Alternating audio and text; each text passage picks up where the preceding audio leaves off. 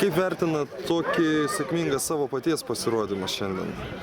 Negalėčiau sureikšminti savęs paties, kaip aš sužaidžiau. Visų pirma, tai žaidė komanda.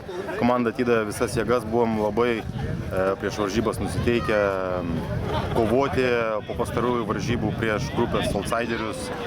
Žaidėm, galima sakyti, vieną koją, todėl rezultatų 4-0 laimėję nebuvom patenkinti savim, savo pasirodymu, todėl šiandieną išėję, galima sakyti, su tokia komanda, kuri visas 3 varžybas pralošė vos vienų įvarčių skirtumų.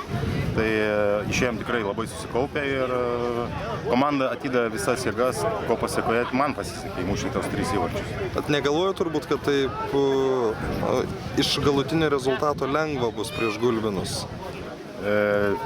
Šiaip neatrodė, iš tikrųjų ir varžybų eigoje neatrodė tikrai. Galima sakyti, įvarčius visus įmušėm iš kontratakų. Gynėmės, gerai išeidinėjom į kontratakas, dėl to pasisekė paprasčiausiai įmušti. Ačiū.